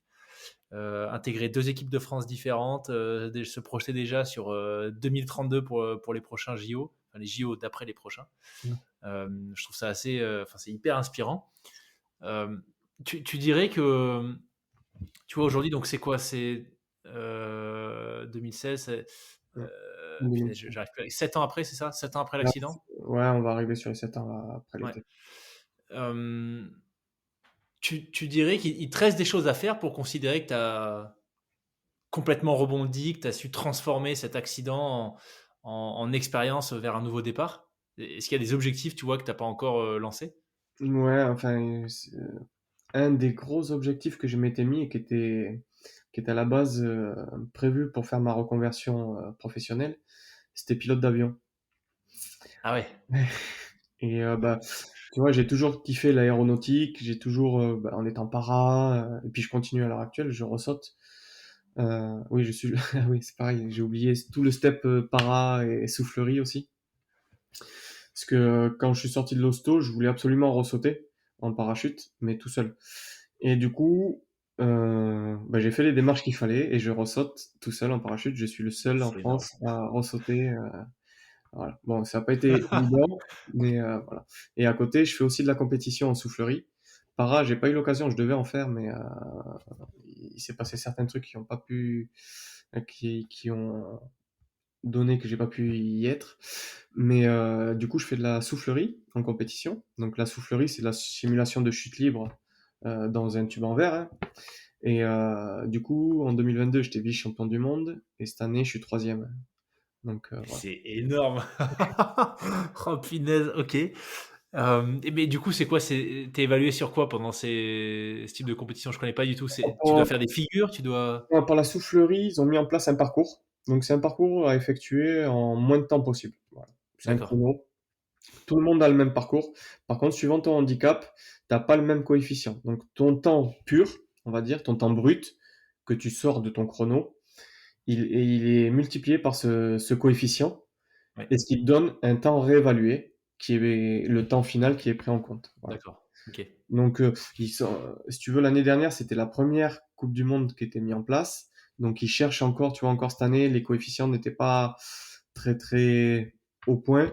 C'est pour ça que les deux premiers me repassent devant. Mais c'est comme ça, c'est la compétition. Si celui qui l'accepte pas, tu vois, comme je dis à tout le monde, ouais, c'est peut-être pas totalement juste les coefficients et tout, mais celui qui l'accepte pas, il y va pas, en fait. Tu Ouais, vois. ouais.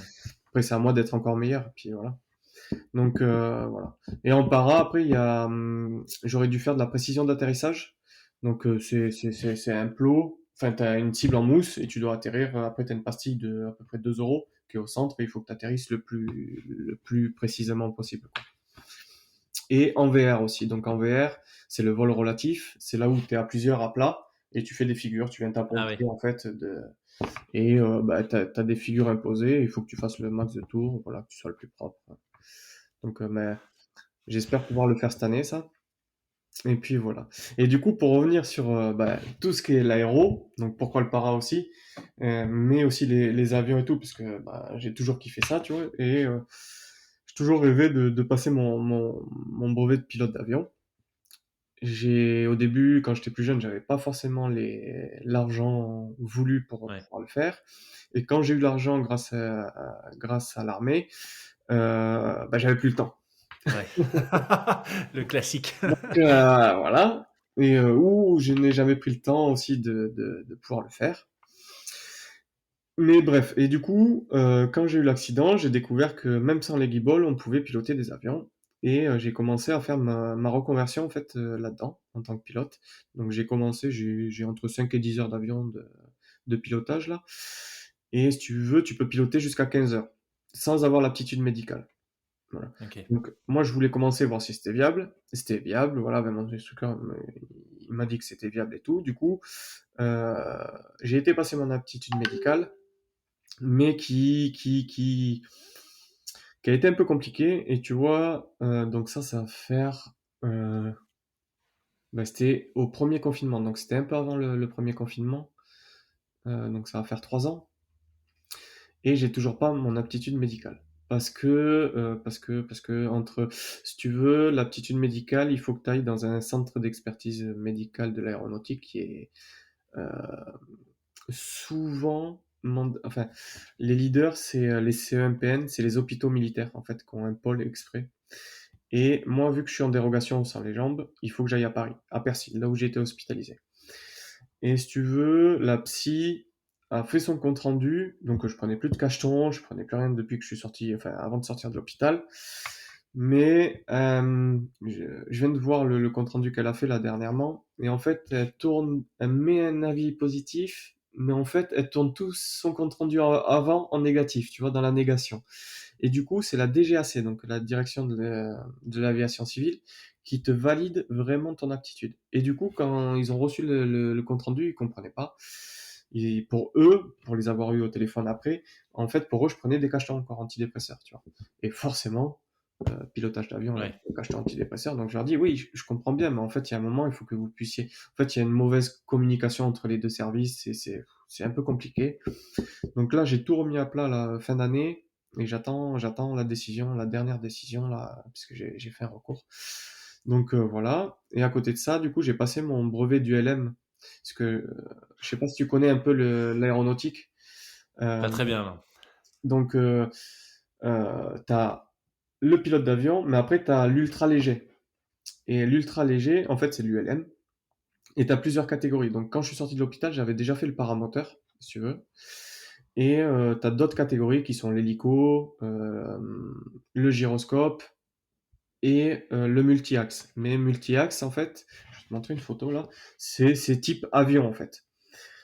Et du coup, pour ça, tu as juste besoin d'un certificat médical d'un docteur, d'un généraliste. Et D'accord. vu que j'avais déjà passé ma qualif en paramoteur, en fait, j'avais déjà ma licence et tout. Donc, j'ai pu continuer à piloter un ULM type avion pour m'entraîner en attendant dans l'espoir d'avoir mon aptitude médicale pour l'avion accordé, tu vois. Donc je sais pas si vous allez bien voir, mais en gros c'est ça, un Ah ULM. ouais, ok, ok. Ok. Donc C'est quoi? Une des marques connues sur ce type d'avion, c'est pas des Cessna ou un truc comme ça, non? non, Cessna c'est un avion. Ok, ok. Ça Ok. c'est un Ninja et je sais plus c'est qui fait ça, quel constructeur. Mais Cessna non ouais c'est de l'avion. Ok. Et pour te dire, t'as vu un peu le profil, en fait enfin, celui qui connaît pas, je lui montre, il croit que c'est un avion, tu vois. Bah ouais, c'est ça, c'est pour ça, ouais. Contrôle exactement pareil, sauf que tu ne peux pas emporter, enfin, tu es limité à un seul passager, donc tu peux monter à deux, pilote et un passager, et en emport de charge, tu es limité à 500 et quelques kilos. Donc l'avion, enfin l'ULM, sachant qu'il pèse déjà entre 250 et 300 avec les pleins et tout ça, tu as les poids des corps des gens à l'intérieur. En fait, tu Il peux ferait rien 50 emmener. kilos, quoi. Ouais, ouais, exactement. Ouais, Donc, ouais, ok. néanmoins, ça m'a permis de passer, ben, j'ai passé l'année dernière, de pouvoir revoler et que si mon aptitude là, elle est bonne, eh ben, je vais gagner du temps grave en vol et pour faire les posées et tout ce qu'il y a à faire. Et, euh, et si elle est pas bonne, eh ben, je peux continuer à voler avec ça. Ok, Voilà. excellent. Ça me fait penser à, alors je l'ai jamais eu sur le podcast, mais j'aimerais bien l'avoir un jour. Dorine Bourneton, Ah ouais. Bourneton. Tu Ben, connais, qui fait de la voltige, qui est en fauteuil et qui fait de la voltige. c'est Enfin, grâce à elle que j'ai découvert ça. ah ok, d'accord. Voilà. Ok, En partie grâce à elle. Bon, je la connais pas personnellement, mais si tu veux, sur une soirée pour des blessés, il y avait la patrouille de France et le Rafale Solo Display, donc c'est le Rafale qui est en démonstration là sur les journées portes ouvertes. Et si tu veux, les pilotes là, on parle et puis je leur dis ouais, enfin, je kiffe ça, tu vois, voilà, j'aurais bien aimé en faire. Ben, ils me disent mais ça se fait. Il me dit ben tiens, il y a Dorine qui est avec nous souvent sur les journées portes ouvertes puisqu'elle fait de l'acrobatie aérienne en fait. Et ça a été une des premières pilotes, si je me trompe, enfin une des premières sûres, et peut-être même la première pilote en fauteuil à être pilote professionnel, puisqu'il y a deux types de licences de pilotage. Tu as la licence de loisir, de pilote de loisir, et tu as la licence pilote professionnel. Voilà. ok. Ouais, Donc, apparemment, ouais, en 2015, c'est devenu la première pilote paraplégique au monde. on monte carrément. De voltige, ouais. Ouais. Ah oui, de voltige, de voltige. Ouais. Ouais. Donc, ouais, mais à gaz, à gaz. Et du coup, Excellent. voilà, bah, je l'ai déjà eu par message, voilà, on a un peu échangé, mais c'est vrai que je la connais pas personnellement, mais ouais, j'aimerais bien un de ces quatre la voir aussi, pour pouvoir discuter avec elle. Donc, Tes deux collègues qui étaient avec toi à l'hosto pour la rééducation, est-ce qu'ils ont rebondi de la même manière? Enfin, pas nécessairement les mêmes chemins, mais est-ce que c'est aussi, tu vois, ils sont lancés plein d'objectifs, qui sont hyper actifs comme toi? ouais, bah, de toute façon, on est tous hyper actifs en règle générale. Mais bah, du coup, celui avec qui j'ai eu l'accident, bah, on s'est suivi en équipe de France, truc pour les Ouais, Invictus aussi, donc à quelque chose près, on a le même parcours. Pour le troisième qui lui avait eu un accident de moto, pas tout à fait, puisque lui, son objectif était d'être instructeur soufflerie justement. ok. Donc lui s'est mis à fond là-dedans et a réussi son truc. Voilà, il était moniteur à iFly à Paris. Là, il a arrêté dernièrement parce qu'il a fait le tour du truc et que bah, quand on fait le tour du truc, on voit Ouais, plus d'avancées. En fait, on se lasse vite. Donc, je pense qu'il s'est lassé. Voilà, là, on repart sur autre chose. excellent. Mais en règle générale, on rebondit quand même assez bien. On Ouais, rebondit. c'est ce que j'allais te demander, tu vois, parce enfin, tu nous as partagé plein de choses dans lesquelles tu t'es lancé avec beaucoup de succès. Mais si tu devais synthétiser, peut-être, tu vois, ce que tu as appris, ce que tu as apporté l'armée, qui t'a permis de gérer comme tu l'as fait l'accident, tu dirais que c'est quoi en quelques mots?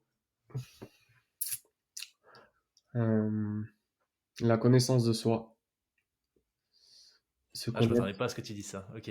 se connaître euh, et, et ne jamais lâcher en fait.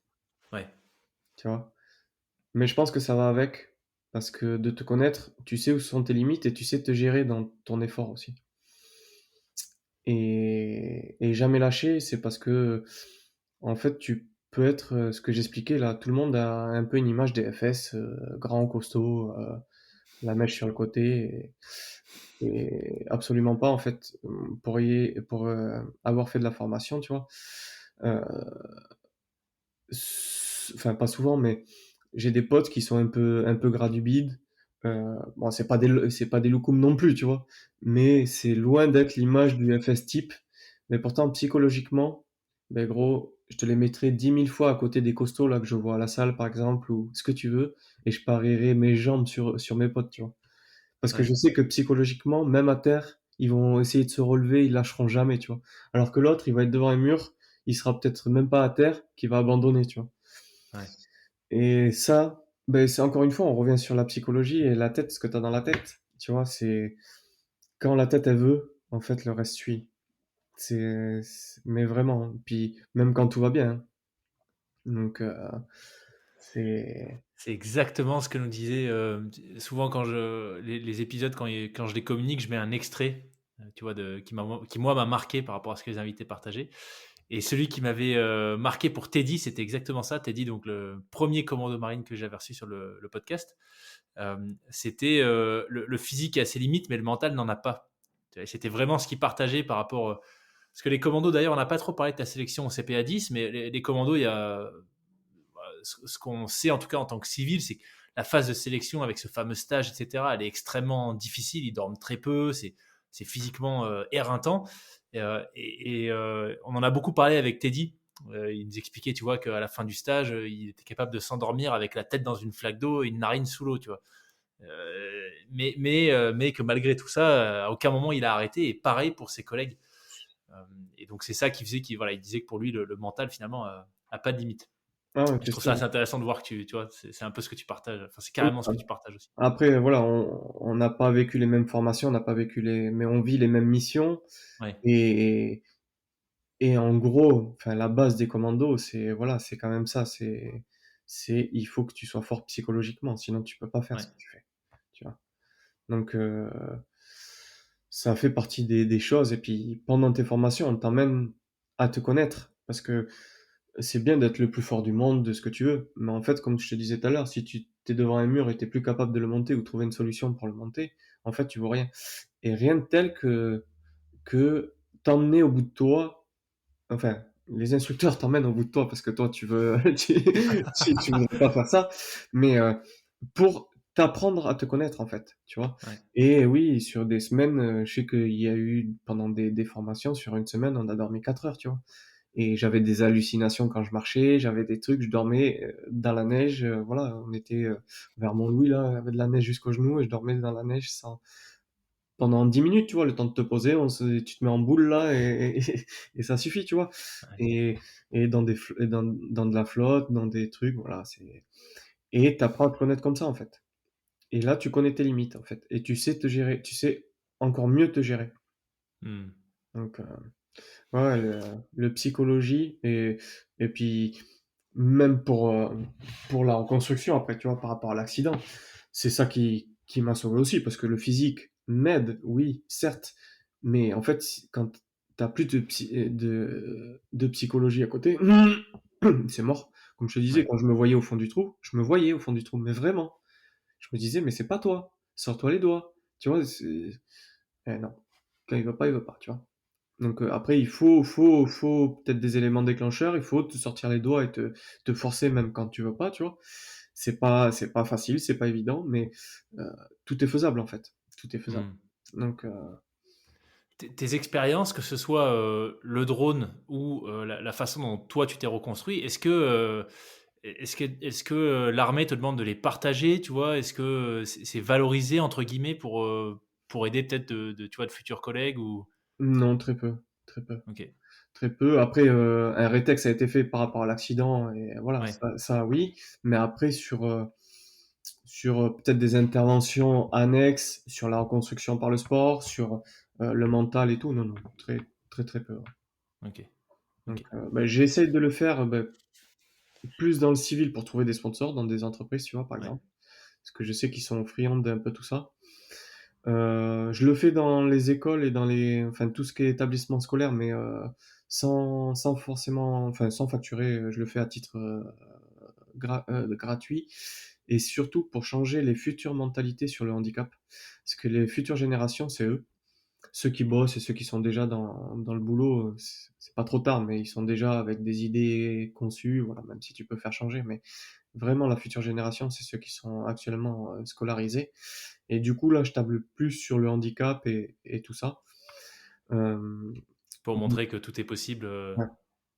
Ouais, Et surtout euh, que, bah, enfin, t'as regardé mes réseaux un peu, t'as vu comment avec les jambes, je suis toujours en short.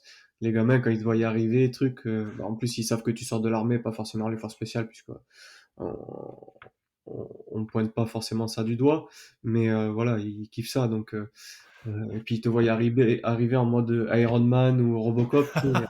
Donc, tu vois, ils ont des étoiles dans les yeux quand même. ouais, ouais, j'imagine.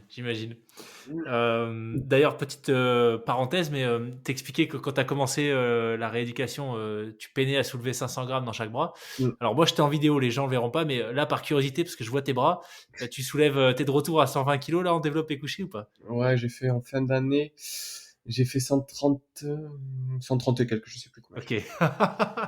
Ok, bon, du fait. coup, tu as Ouais, même dépassé ce que tu faisais avant. non, j'ai pas dépassé encore. Je suis pareil. Ok, Je voulais dépasser enfin vraiment en fin d'année là pendant les fêtes, mais bon, j'ai pas pu mener l'entraînement comme je le voulais et du coup, bon, je l'ai pas fait, mais ça va arriver. ça va arriver. Excellent. Excellent. Bah écoute Cyril, on arrive au bout. Yes. Franchement, un grand merci. C'était juste passionnant. Si toi, il y avait peut-être tu vois, le message final, je pense que tu l'as déjà évoqué, tu vois, cette notion de l'impossible est possible et que le psychologique quelque part est juste un méga important et deux, on fait ce qu'on veut, enfin ce qu'on veut. Euh, on peut faire des choses absolument incroyables quand il y a la motivation et la volonté. Mais Ouais. s'il y avait peut-être, tu vois, un message que tu aurais envie de faire passer ou la chose que tu expliques pour conclure tes interventions avec les écoles, par exemple, ce serait quoi? Ne vous mettez pas de limite en fait dans ce que vous Ouais, faites. Après, il y a peut-être des adaptations à faire, mais il n'y a pas de limite. Et en règle générale, tout est possible, quoi. Tout est possible. Donc, complètement. En tout cas, quand on voit ton parcours, franchement, encore, merci une fois de plus de nous l'avoir partagé, tu vois, avec autant de transparence. C'est juste tellement, enfin, c'est hyper inspirant, tu vois. Et moi, à titre perso, ça me fait prendre beaucoup de recul par rapport à des situations, tu vois, du quotidien. On a tous un peu nos petits problèmes. Mais quand je vois ce que toi, tu as réussi à faire et comment est-ce que tu as géré tout ça, Franchement, ouais, c'est juste méga inspirant. Donc, merci beaucoup une fois de plus. Ouais, Si les gens veulent te suivre sur les réseaux, ouais. c'est quoi le mieux? Instagram, LinkedIn, les deux? Notamment, tu vois, s'il y a des entreprises, Ouais, des bah, chefs après, d'entreprise. pour le sponsoring, c'est mieux LinkedIn parce que Ouais, c'est quand même bien plus professionnel et voilà, les gens sont plus tournés sur ça. Et après, mais dans tous les cas, j'ai Insta et Facebook avec mon nom et mon prénom, donc Cyril Chaboun. Euh, yes. je pense qu'ils les auront en lien de toute façon, Ouais, exactement. Ouais, je mettrai tout ça en lien de l'épisode. donc voilà. Super. Bah écoute, merci une fois de plus, Cyril. Bah, Excellente continuation à toi. Bonne prépa pour Paris et puis pour les suivants. J'ai plus en tête les villes d'accueil, mais enfin les pays Los d'accueil, mais Angeles, Los Angeles. il me semble pour 28 et après 32, je sais plus si ça a été validé. Ok. Bah écoute, on suivra tout ça avec attention et puis bah peut-être un prochain épisode pour le débrief de Paris 2024 alors. Bah, ouais, grave, avec plaisir. Avec plaisir. Merci beaucoup, Cyril. Allez, tchuss.